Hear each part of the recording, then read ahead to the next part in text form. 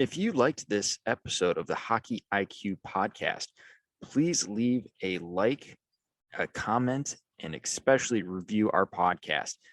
If you truly listened all the way to the end and you're listening to this right now, you enjoyed this episode. Please go and give it a 5-star review. That helps us out more than you know. Thank you so much and look forward to the next one.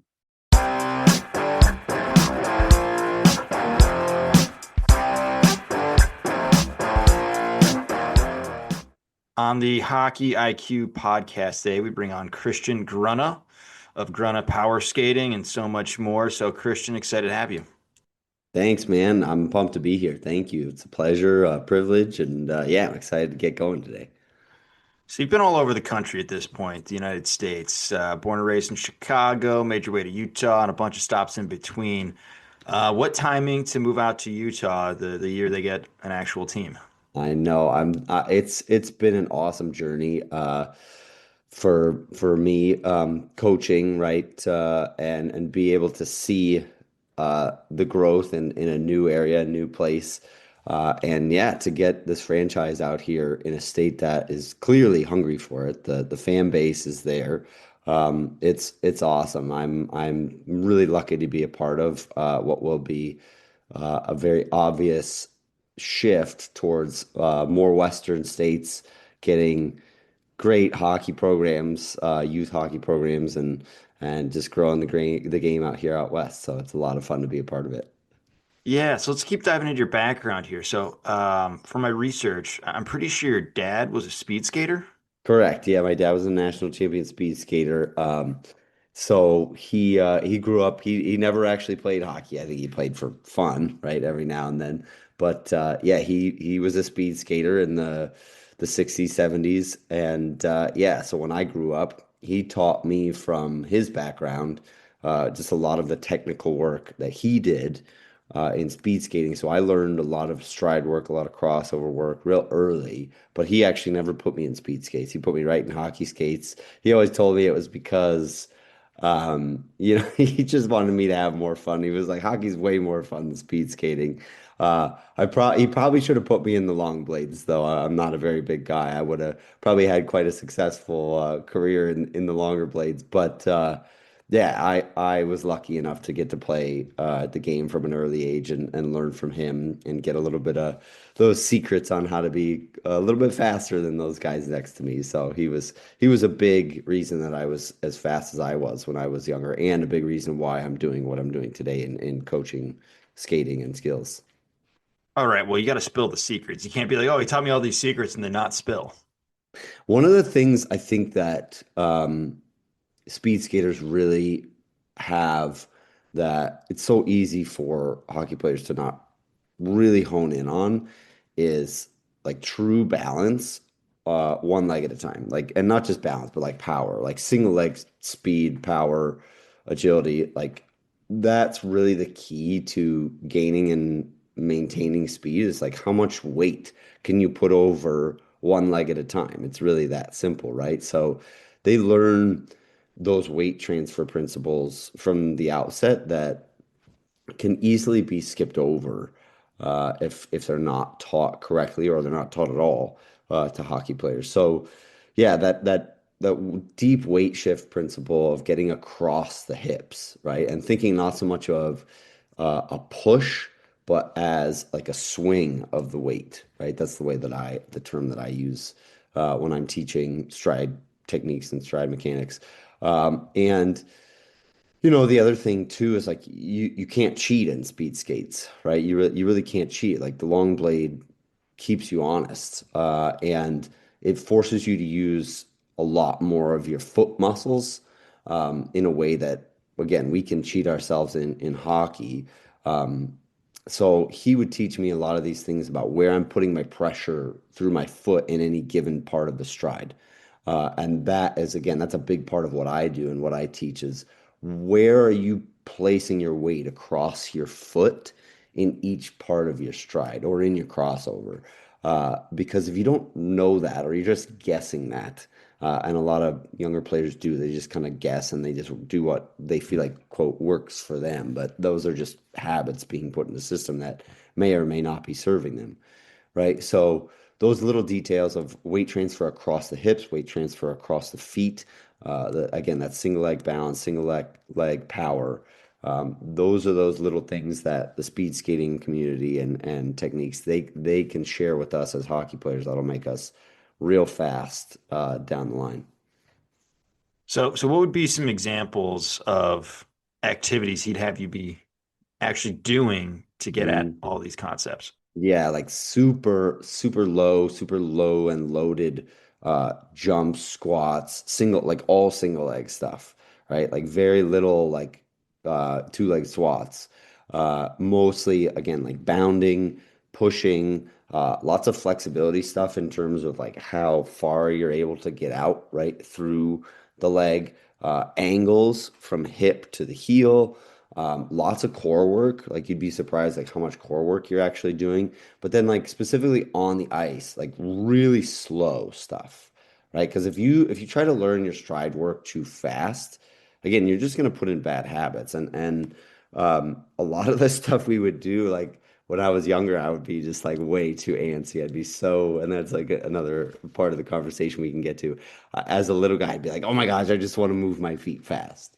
And you know, the beauty of skating, the real beauty of skating versus basically any other sport is that, you can move without moving, right? You can glide. So maximizing your glide and understanding that the blade can work for you as long as you don't have it working against you, right? So getting to the flat of the blade through a part of the stride, getting your weight back centered under your body through the recovery of your stride. One of the examples I really like to point to NHL wise is like if we look at the fastest skater competition, but also, if you look at any picture of one of the better skaters in the game, when they're at full stride, uh, in that recovery step for just a quick, like not even half a second, they touch that outside edge, right? And that's at full stride, right? That's not in the first two or three steps, but at full stride, full gallop, um, that recovery step touches the outside edge. It's for a very short moment, but anatomically, right? Meaning just like in our body, that is the correct way to get the most out of the tool under the bottom of your foot, that blade, right? Because then you can swing and roll through that edge by rotating more through your hip, right? And getting that roll of the ankle across the edges that just gets you just that little extra power because really, again, what it is it's your weight loading over that leg. And again, the more weight equals more power. All right, so no more two-legged back squats till max. Gotcha. They can be good for you, but I do maintain, right? Like single leg strength is far more important for hockey players than doing any, like I said, two-legged squats. Well, I loved how you mentioned about like slowing down because th this is something that we've written about a few times on Hockey IQ newsletter. One was writer Sam was talking with the skating coach for Oliver Moore, who Mm, I think he even topped McDavid on like best skater in a draft year. Like it was sure. unbelievable how good he was at that, and it was all about like slowing everything down and Mhm. all these principles of like getting in a loaded position, making sure our weight is stacked on our lower body well. Yeah. And then I've also done some work with my own high school team because similar to you, they like to move their feet too fast. Yeah. So like each individual stride doesn't do much. Add them together and you're like, okay, that's about average. But Sure. then like slowing it down and getting a proper weight transfer. So we did like basically a W, come up, transition, back, switch, go, like do that a few times and just Yeah. making sure we're getting on one leg fully swapping to the other one and then going. But it was hilarious how many times you see like chop, chop, chop. And it was like you're not like you're just trying to get your weight and feet underneath you rather than like slow it down, relax. And maybe it's that coaching that we always put in our players of like, gotta go hard, gotta Yes. go hard. And it's like, well, really, if we're trying to relearn or really understand the feeling of our body, like Uh, going stupid slow where you're basically gonna fall over, you're going so slow yeah. is the most important because realistically, like walking and skating are basically controlled falling. Yeah, sure. I like that. Yeah, absolutely. Dude, one of the things that I always say drives me nuts, the worst phrase in hockey is move your feet. It's like, wait a And then minute. they just run into the pile, they run Uh-huh. into teammates, they run into opponents. Yeah, it's like one of the It's worst things ever. the Like I get it, worst like phrase when in you want to hockey. like move your feet to get some speed, but it's more of just like accelerating at your puck touches Yes. or I accelerating into gaps in space. I've told my players to translate when you hear coach move your feet, translated to take space, right? Take your space, right? Take your space, take the space away, right? Like that's we talk about that all the time, right? Like time and space, but it's less about how quickly you're moving your feet and how fast you're getting there. And like I said, the beauty of skating is that it might, if you're doing it well, it might take you two strides, not six, right? So, or not even strides, right? It might be a different kind of technique, crossover, pump, like whatever, right? Shuffle. The most important part is that you're getting into that space. So, distance over quickness is the other thing that I always say, right? Like, so if we talk about our starts, right, we do want high stride rate, right? Meaning like that the feet are moving quickly, but the issue is if the blade is not meeting the ice at the proper angle, if we are allowing the blade to slip back behind us like we're running, if we're on the flat of the blade, right, or we have an uncontrolled upper body and there's too much movement through the spine, you're going to get wasted movement. You're going to have to, like you said, catch your balance. You're going to have to reset your balance before the blade has actually maximized its potential to transfer your power through the ice.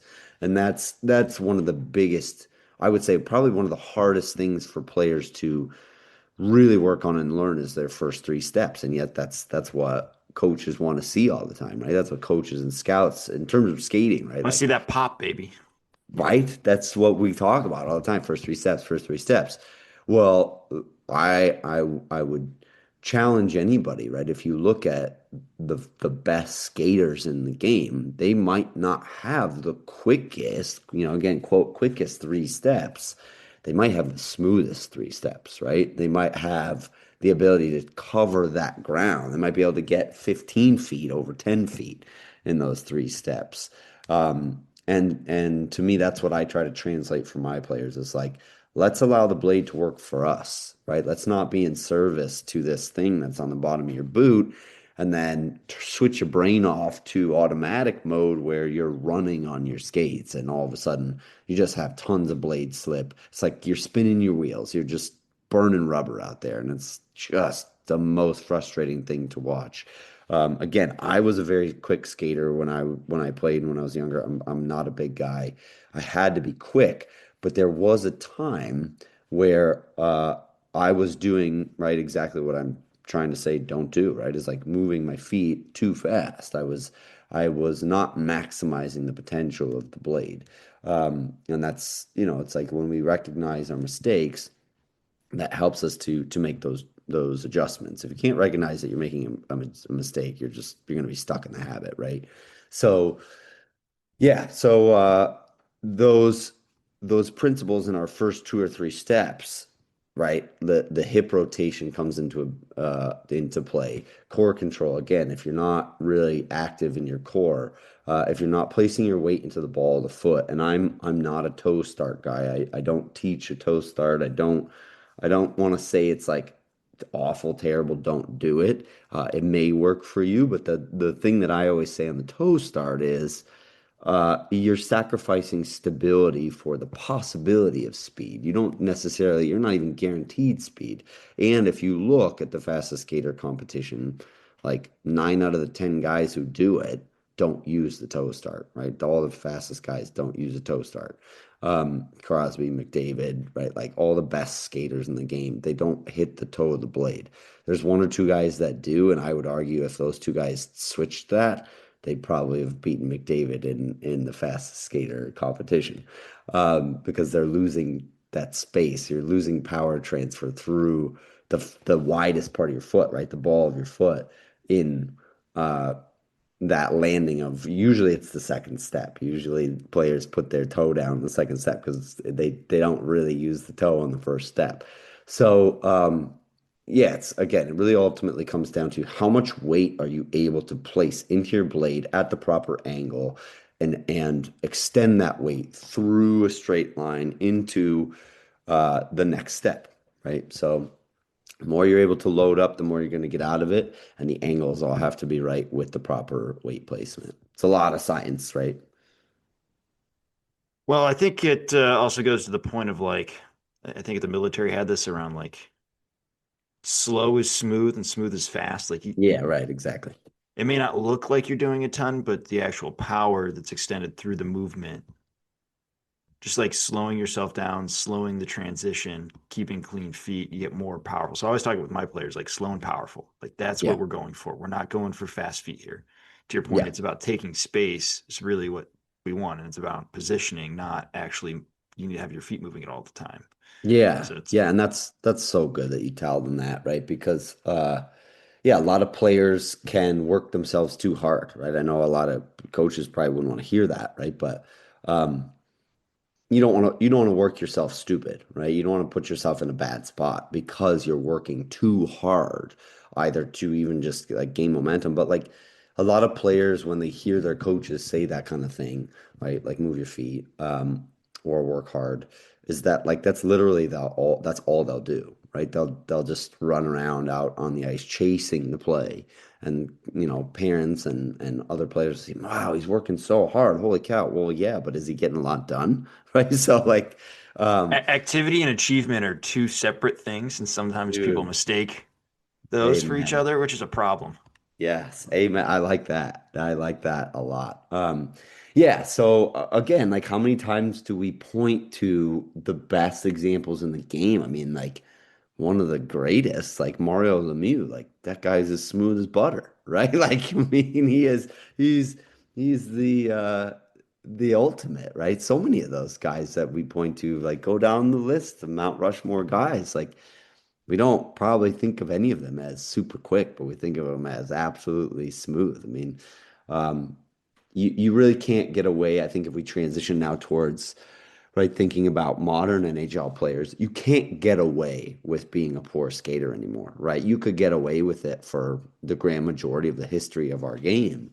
And now it's a prerequisite, right? Like if you can't move optimally, like you better have, man, you better have like A++ skill set on everything else. But it's just not, it's really not possible. And I think one of the things that drives me a little bit crazy is, right, as a hockey community, as a coaching community, um, we're very drawn to offensive highlights, right? We're very drawn to, wow, why did that work offensively?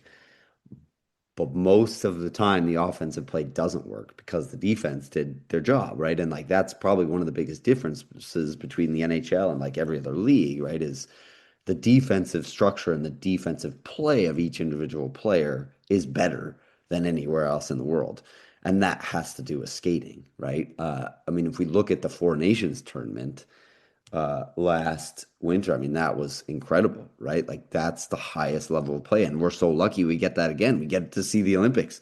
That's going to be the highest level of play possible, and those defensive structures require the best skating possible, right? You cannot make skating mistakes defensively or you will be exposed. And it's like I said, it's so tempting to just think about, well, what works skating wise for offense? When really, to me, like most of the time, you don't have a puck in the game, right? Most of the time, 95% of the time, that's even if you're good, right? 95, 98% of the time, you don't have the puck. So you're skating, right, to be a part of the game that's happening around you. And more, unless your team is very dominant, more often than not, that's defensively, right? Or at least 50-50, right? That's defensively. And if your skating habits are putting you behind the play, they're wasting your energy or they're getting you caught, right? Like we've been talking about, right? You're actually overcommitting too early, right? Those are things that are going to kill you. You're never going to make it to the next level because eventually coach isn't just looking at the highlights. He's not looking at your stats. He's saying, is he a liability on the other side of the puck? Is it right? Because if he is, I don't want him on the ice. All right, I think this is a perfect time to talk about like there's different techniques at different speeds, like those first Mm. three, four strides, Mhm. and the mechanics are completely different. And what other sport has that, right? Where you basically have to change how you approach putting power, direction of power to optimize speed. Like it Yeah. just doesn't happen, or agility. Like it's so different. To your point earlier of like, yeah, you're kind of in your toes, or really in the balls of your feet to start, and then you mentioned we got to kind of turn to glide, and instead of going back with our movement, now we're actually optimized to go outside and push Yeah. almost directly to the outside for maximum amount of speed. So you've got so many different planes, and it's transitioning as you go faster and faster Yeah. just because we have the blades on the ice and there is that glide phase. So love to dive into that. Yeah, so like I like looking at basketball as a comparable, right? Because it's fun, like it's really fun to watch. I really love watching all sports, but it's fun for me to watch sports in relation to how they differ from hockey. In basketball, there's no boards, right? The object doesn't stay for the most part on the surface. There's no goaltender, right?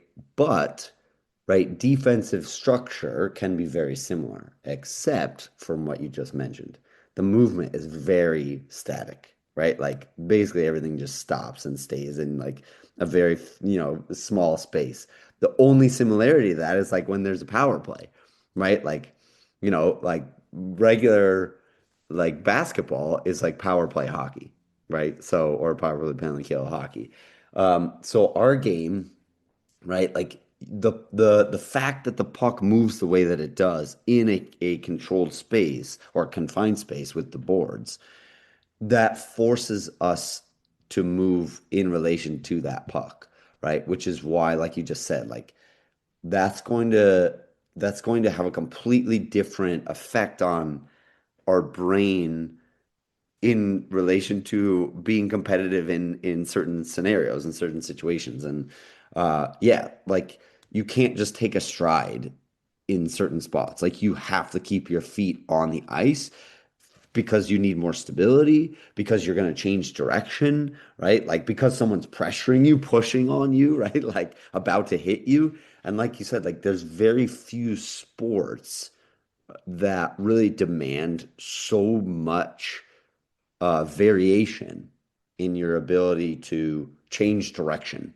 right? Like that is the biggest differentiator for me. Is like we change direction in so many different ways, right? Like there's no other sport where you can glide backwards, right? Like, like go in a direction, moving in a direction where you can't see what's behind you, right? And something is coming towards you, but you're moving, right? You are you have momentum. Like that's not possible. You have to, in every other medium, you have to maintain that momentum. You have to backpedal, right? So like if we think about football, right? Like a cornerback has to backpedal with the wide receiver in order to go backwards. But in our game, you can glide once you have that momentum, right? And that helps you to see the play, adjust to the play, shut off passing lanes, right? Like pivot open if you're gonna make that poke check, right?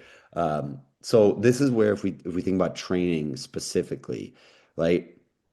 Uh, it's good to work on techniques. It's better and best eventually, right? Like once young players have, I don't want to say mastered, but once they've understood like all the different basic ways to manipulate the blade, then you need to put it in situational training. You have to see it tactically. Otherwise, players are just going to be guessing how to use a certain technique. If you can help players translate, hey, this technique is really going to help you here, right? Like here's a couple of different ways you can do it, right? Because ultimately we need the player to shut off the conscious mind, right? We need them to act, react, right? Process and be able at an instant's notice to change what they're doing physically. We can't think about it consciously anymore. It has to be in our bodies habitually. But you need to train that, right? Like that really takes time to train unless you're, like top, 0.1% of players who sees something on a screen and is like, "Oh, I'll just do that." There's very few players who can do that. So training that skating specific movement in a given situation is so key towards like real, true, actual development of understanding how and why you're doing something in a game.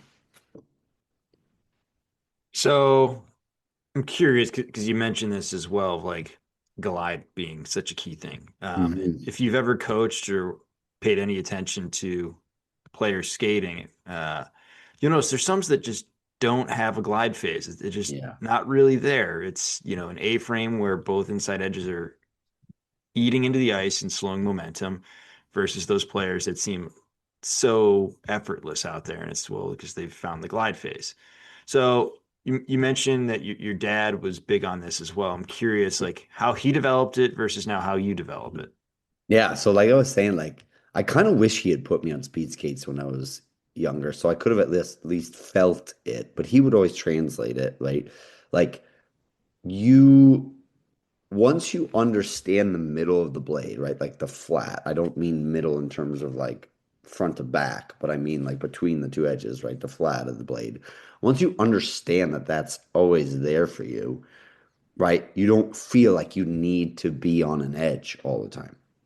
Right. And a lot of players don't ever really get that feeling because, like, when you first go out on skates, like the very first time when you're a little person, whenever you do it, right, your impulse is to walk on your skates, and that doesn't work, right? Your blade's going to slip out, and that's because the edge isn't active in the ice, right? It's the flat of the blade is slipping over the ice, and you're whoa, whoa, whoa, whoa, whoa, right? Like cartoon legs.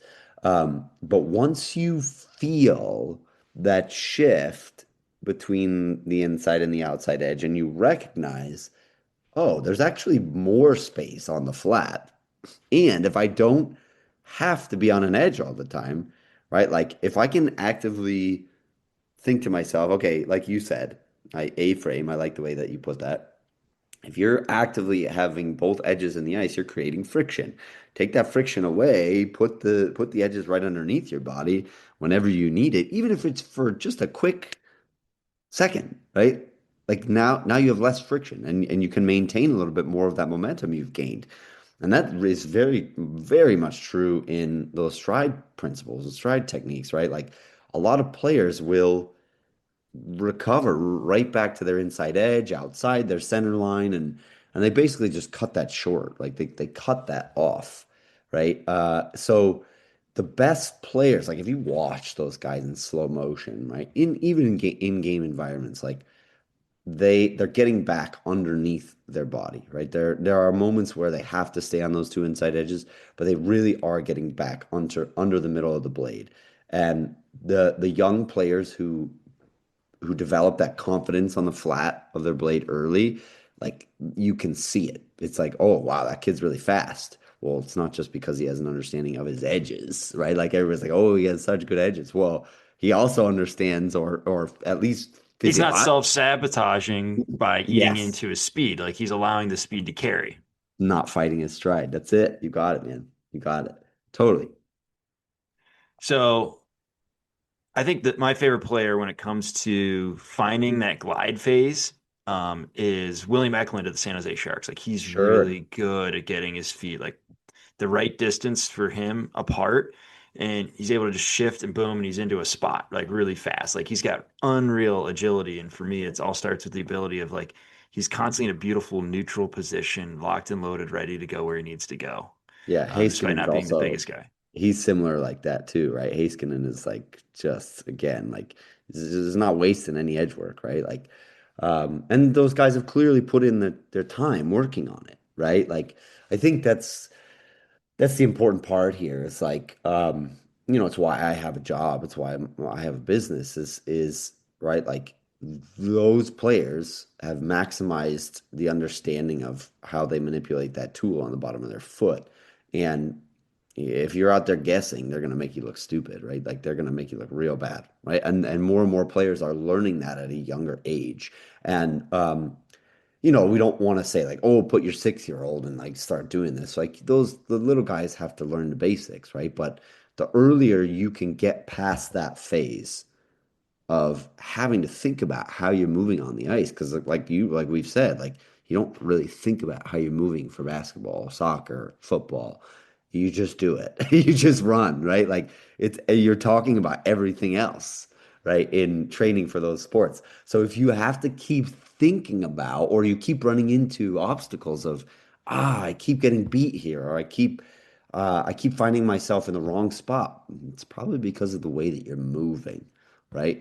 It may also be the way that you're thinking about moving, right? So it's not even just a physical thing; it can be a mental thing, right? And this is like next level, right? This is higher level stuff where, right, like you said, right, maximizing the glide. You may not have to take that extra crossover. You might be able to outweight that guy, right? Once you get to the higher level. And that's a movement confidence. Because if you're not confident in holding on to what you're doing, right, and you just overcompensate, oh, I better get there quicker. Yeah, then those guys they're gonna beat you, right? They're gonna beat you. So not even just the technicality of the way that you're moving, but how you think about the way that you're moving within the given situation makes a huge difference on whether you're successful or not. This is exactly why I tell people like get into coaching. I'm like, you're gonna play the best hockey of your life for the next 3 years because you're still gonna be in shape enough, and now you're actually consciously thinking about this stuff. Like I feel like the McDavids of the world, like they're locked in, they kind of understand this, but the rest of us normal folk, Hmm. it comes to us, long after our playing career and the ability to maximize it is done. Yeah. So like it's the best thing you'll ever do because you're actually starting to dive into, okay, well, I got to teach skating. What are the elements that actually go into this? Oh, I should probably try that myself. Now that I've been screwing it up for 20 plus years. I love it. So, like, I I love remember having to redo my entire stride. I was one of those classic, like, A-framers. And I was like, okay, we need to get the weight inside, really focus on the glide phase and all of the small elements that were really making my skating very slow. And I feel like I gained an extra 5 miles per hour out there just by not self-sabotaging and making sure my weight was in the right spot. Totally. And like the beauty of our game too is like, man, think about how many um, people pick up our game at a later age, right? Like I've been so impressed by anyone who like is an adult who's like, hey, I'm gonna try hockey. And they try to learn how to skate. And right, I've worked with plenty of adult recreational players who, they're like, hey, help me fix this. And it's not easy, right? It really is not easy because right, your brain loses its plasticity, its ability to learn. It doesn't mean you can't learn, but like unless you keep it fresh and you keep, those motor neurons, all that stuff connecting in there, you're gonna lose it. So lots of props to all those adult rec players who didn't learn this stuff as a kid, when their brain was really moldable, their body was changing. Um, and dude, it's like you said, like you can never be too good at it, right? And it's a joy to work on, right? It really is because it's just like any other thing that takes technical mastery, right? Whatever that thing is, right? Painting, playing an instrument. If you enjoy doing hard, difficult things and working through the frustration, hockey is the perfect sport to pick up later in Right. life. Yes. It is the perfect Exactly. sport to pick up. Yeah.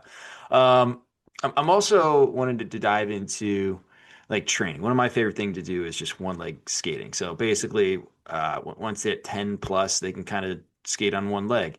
Yeah. And it's always hilarious watching kids do it for the first time. Because like you have like the kicking of the leg that's not on the ice, like that's going to somehow help you. Uh, and it's that point that you made about being able to roll your edges earlier. Like the Yeah. ability to roll. So it's that it's working on a ton of edge work. It's purely edge work, basically. Yeah. Um, the glide phase is a little bit harder to get into and get people comfortable with, and like pulling in the stride. I find that needs to be developed maybe a little bit later. Yeah. Um, but I love the one-legged skating because to your point, like the ability to roll your edges and understand, like because it gets even at the point that you made about once you get your body weight underneath you, usually you're hitting just for a split second the outside edge as it rolls neutral and then into that inside edge again. Dude, like the majority of skating problems that kids have is what you just mentioned is that they're not comfortable on one foot at any given time. They need to put the other foot down. It's like, oh, I gotta save myself here, right? Like the more you're able to train on the ice, off the ice, on that single leg stability, but it's like you really can't translate that off the ice, right? Unless you are also putting your skates on. But even then, like it's still not going to manipulate the reality of the physical the physics of skating, right? Like you need momentum. Okay, and this is one of the things that I tell the kids all the time. Like lean and momentum are best friends, right? So like angles and momentum, right? If you don't have an angle through the edge, you're not going to be able to gain momentum. It's just that simple, right? That's how crossovers work. But right, even if it's just a small angle, right? Like you're saying, like if this is my edge and it's on, one of my legs, if I'm changing that angle, right, I'm going to be able to activate the edge into the ice so it can either cut or thrust off the surface. Most of the time, if I'm on a single leg, it's going to be a cut, right, which means like a curved shape, right?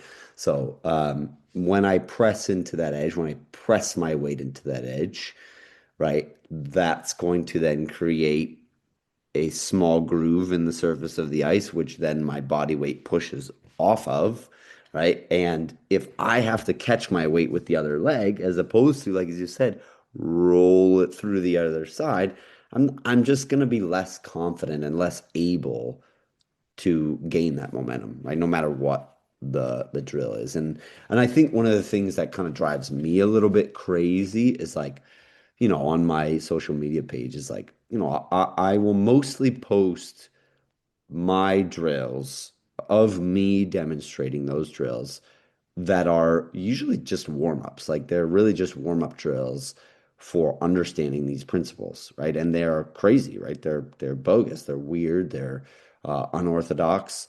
And for this exact reason, it's like we're trying to find the limit of the edge. Like we're constantly trying to understand the way that this tool interacts with the surface that you're on, right? So the more ways you understand that that tool utilizes, or you can utilize that tool to move, the more ability you're going to have, right? So the thing that drives me a little bit crazy is when people like poo-poo that.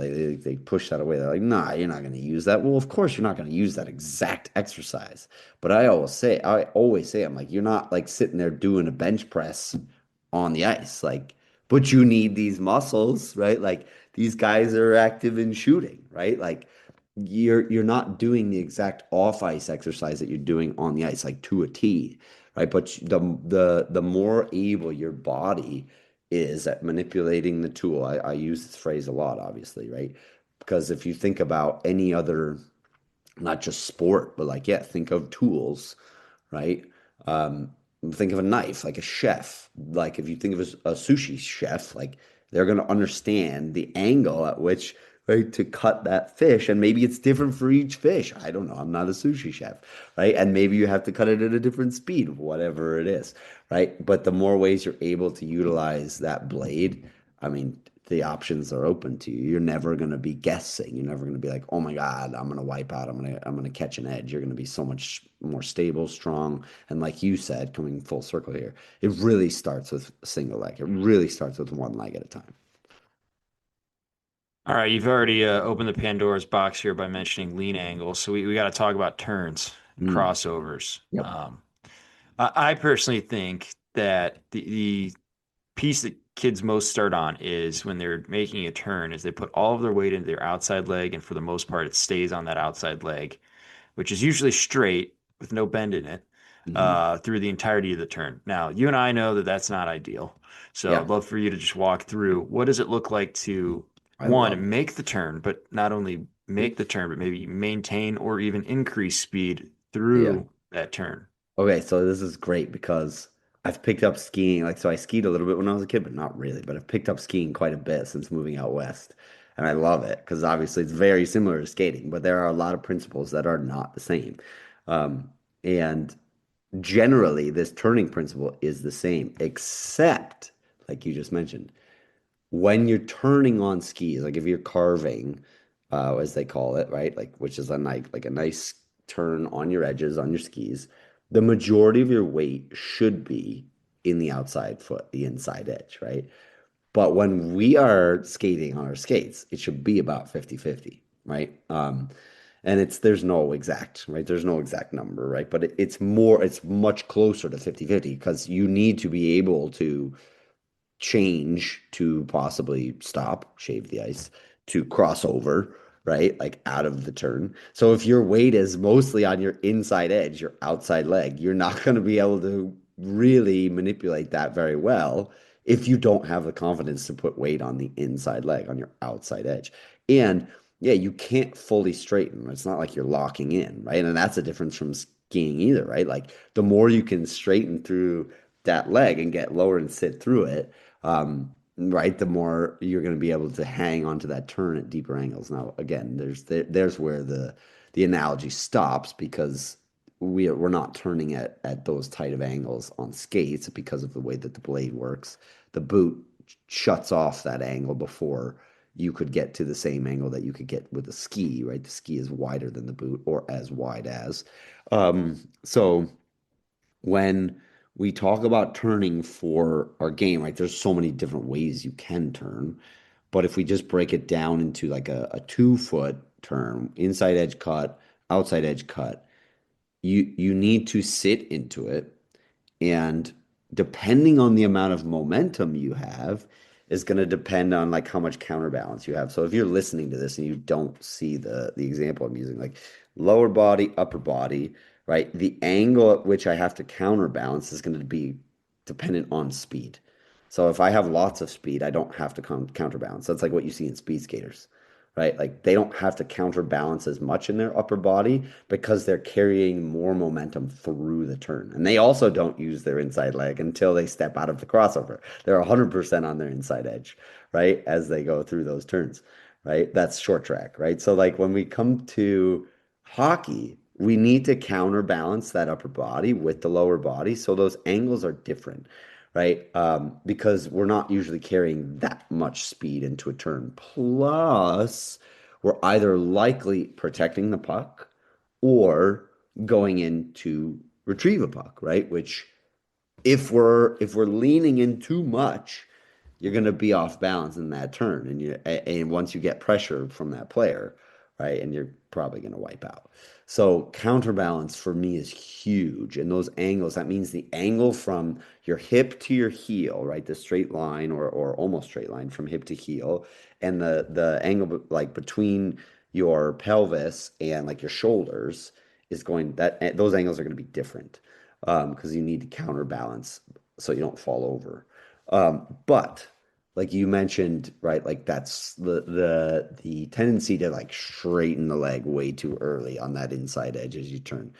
That's a huge problem, right? A lot of players don't understand like you have to sit into your edges. Like that's the phrase I use all the time. Like sit into your edges. The more you're able to flex through the system of your hip joint, right, your knee and your ankle, right, those three working together, the more you're able to compress through that, the more you're going to be able to eventually extend through it.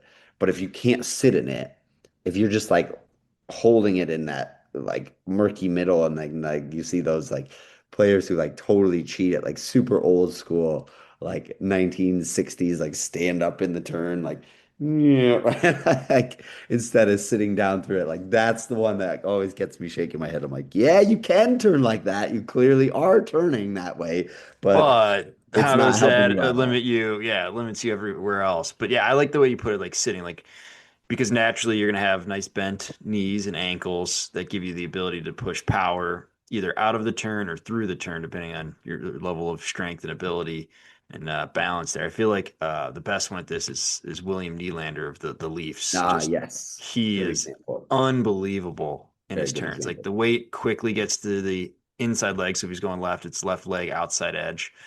Really lean into it, but also like his core strength is through the roof. Like Through the roof, yeah.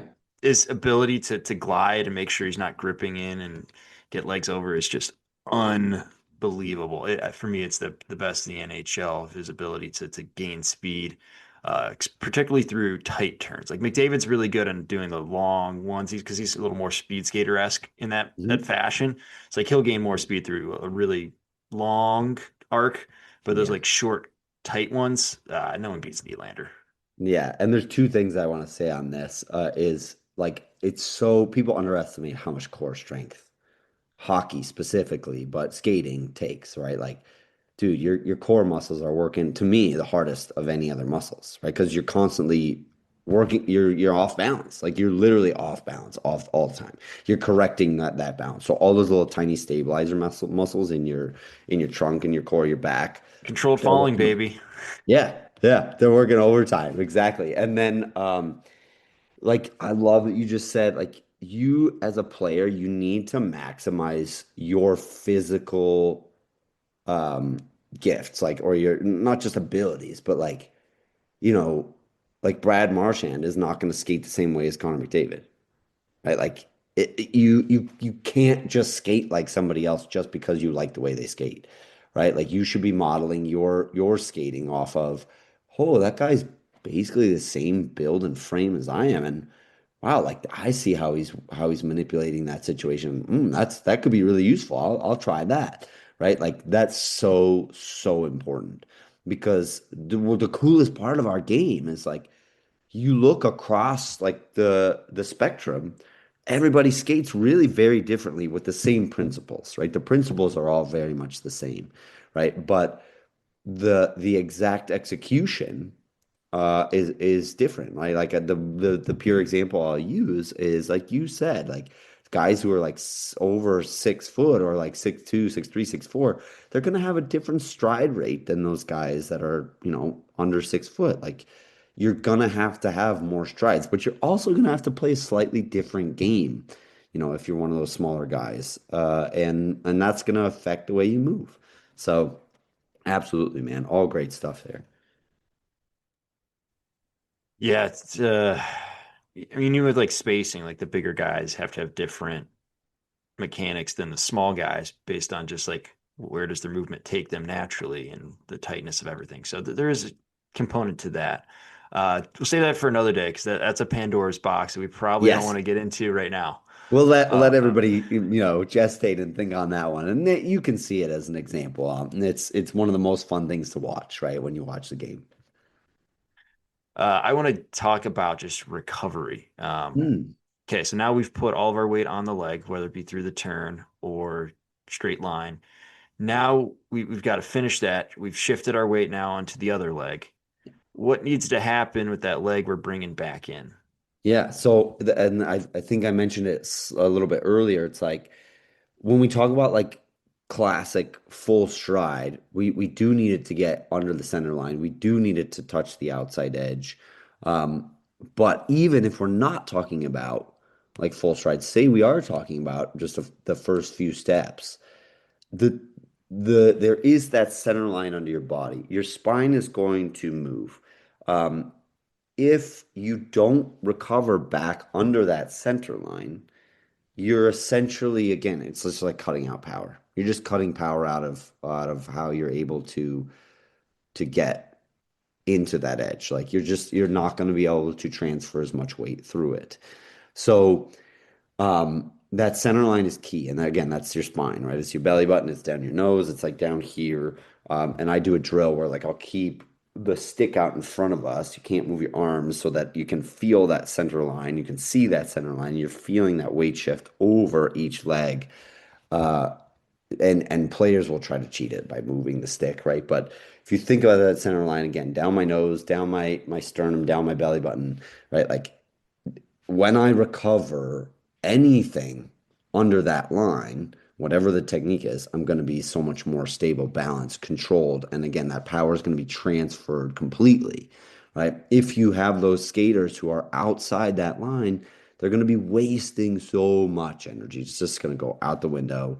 They're going to be tired. They're going to waste steps. They're going to be stuck on their inside edges, right? Like, that is so key, right? That's so key. And I really think, like you said, the best way to train that is to work single leg because it forces you to get your single leg under your center line. You literally cannot do right a switch of the edge with the blade outside the center line. Like you need to eventually get back under the middle of your body, right? So it's not a hard and fast like every time it's outside edge. It depends on the technique that you're working on, but it's more important that everything comes back to the middle. Yeah, and if you can feel that change, it's going to take you to so many more techniques and so much more skating prowess you'll have throughout the game if you don't work that. Yeah, I always talk about it through feel. Like you need to feel like your upper body is stacked on your lower body. Like eventually it has to get underneath, and if it's not, you're going to be losing power. So make sure that your upper body is fully stacked on your lower body as you're taking strides. And I like to do it through crossovers. 'Cause I just think you get a better feel because it's getting into that lean. And for the most part, people feel comfortable on their inside edges. So I've really focused on the glide and outside the most. Like I feel like that is the areas that need most attention. Because a lot of times that inside edge, just because to your point, like as you start your walking and then you're like, oh, I got to turn this out, and you're just always on the inside edges. That's Yep. why I always laugh when people do like the inside edge only warm up skating. I'm like, I Let's get let's it, get that other one in there, please. but I'm like, I think we can skip that altogether. Sure, sure, right. Get dude, amen. Like the more you touch that outside edge, I was working on outside edges just a couple days ago with one of the junior teams that's here in Utah, and yeah, like you can see it. Like some guys are just not comfortable on there by itself, right? Like holding it, and it's like, dude, like you got to be able to, you got to have that. You got to have that. How do you expect your crossovers to be any good how do you expect your turns to be any good if you can't be on that outside edge by itself, dude? Get on there. Yeah, 100%. Yeah, I was coaching high school hockey a few years back, and we were talking about one of our players. He was their leading scorer at the time. I'm like, yeah, if only he had an outside edge, he would be the best player in the state. And it was like a light bulb moment for the rest of the coaching staff, and they started Like, watching his skating, and they were whoa. like, oh yeah, he doesn't use it. Like he immediately, like if he ever gets on it, it's like one of those like quick chop, like let me get on my inside edges again. It's a catch. It's like, oh, okay, next. Yeah. Yeah, Hmm. it's like let's get off this as quickly as possible. There was no smoothness. Everything was like super choppy, but once on the inside edge was perfectly fine and regularly Yep. balanced and what you normally see. Getting 100%. on that was hilarious, but I was like, man, if only he had the outside edge, it would have been amazing. Well done. Good observation. Yeah, dude, and that brings it full circle, right? Like if you're guessing or you're not confident or controlled on your edges or in your feet, uh you're just fighting the game, man. Eventually it's going to catch up to you. It really is. It's like you can't just be a good skater. Like I will 100% say that. You cannot just be a good skater. You need so many other pieces. But if you're not, good luck, right? It's not happening. Yeah, and then we'll start talking on like touch skating and just, little balances and adjustments, micro adjustments. But Yeah. no, this was a really good conversation, Christian. I really appreciate you coming on. If you're out in Salt Lake City area, out in Utah, make sure to hit Christian up and have a good time out there Yeah, I have and camps skating. and clinics all over the US though too. So if you check out my website, if you just go to GPS Hockey School or Grunnah Power Skating, but GPS Hockey School is easier to remember, you'll find where I do my camps and clinics all over the country. Beautiful. Thanks again for coming on. Really appreciate you sharing your time and expertise and clearly a lot of passion. I get a lot of energy off you. Awesome. Thanks, Craig.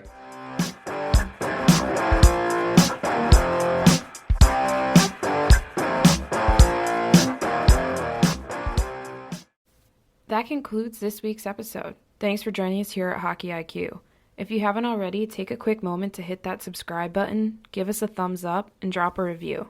If you want to be a great teammate, even recommend us to a friend. You can follow us at Hockey's Arsenal on Twitter and Instagram. Check out the website hockeysarsenal.com where you can subscribe to the weekly newsletter. You won't regret it. Catch your buttes here next week for a brand new episode.